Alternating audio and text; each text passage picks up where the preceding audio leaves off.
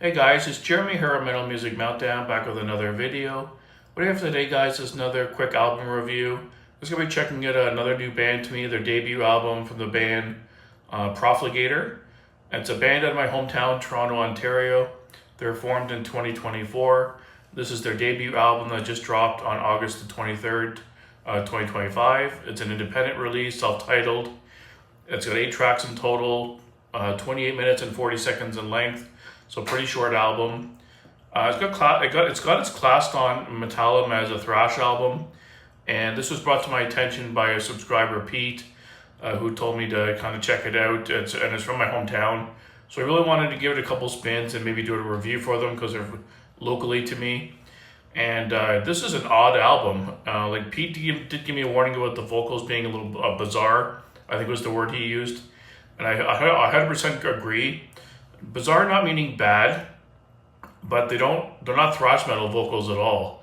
When I hear the riffs come in, I'm like, wow, this is gonna be a really good thrash song. The riffs are super thrashy. It's got the intensity. The riffs are definitely there throughout the whole album.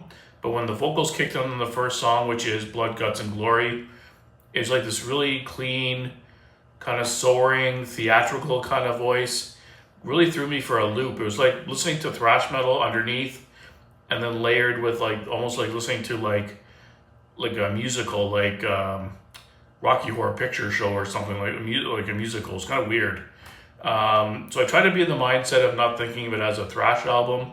Trying to be in the mindset maybe consider it more of a traditional metal or speed metal album, where typically they have more more clean vocals and melodic vocals.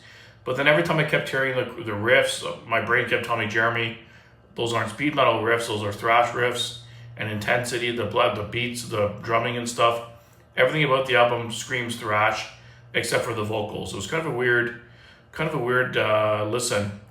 Not like I said, not saying that the vocals are bad. They're nice and clean, very soaring, very anthemic and theatrical, which is not bad because Freddie Mercury is probably my favorite singer of all time, and you don't get more theatrical than Freddie Mercury, so it's not necessarily a bad thing. But combining it with that thrash metal sound, it just was like my brain didn't know where to go. So it's kind of hard to kind of give the album a rating based on that. But kudos to the band. It sounded like nobody else. There are, of course, thrash bands who have a more melodic singer and more melodic riffs, like Flotsam and Jetsam, for instance.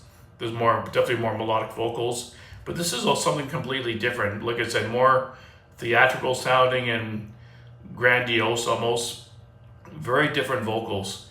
But the opening track was pretty good. It was catchy. Like the chorus was just like them chanting Blood, Guts, and Glory. So it's definitely the cleaner vocals make it easier to kind of sing along to, which I appreciated. And the riffs were nice and heavy, so it did get my head banging and pretty heavy, which I enjoyed. Standout tracks overall, the title track, or the opening track I should say, was a standout. The second track, FYF, I think it stood for Fuck Your Feelings, I think it was. That's a good track as well. And the last track, Call of the Beast, had a little bit more of a darker feel to it, and the singer put a little bit more rasp into his voice and went a little bit lower in the register. So that one had a little bit more of a darker kind of atmospheric kind of vibe to it. I really dug that one.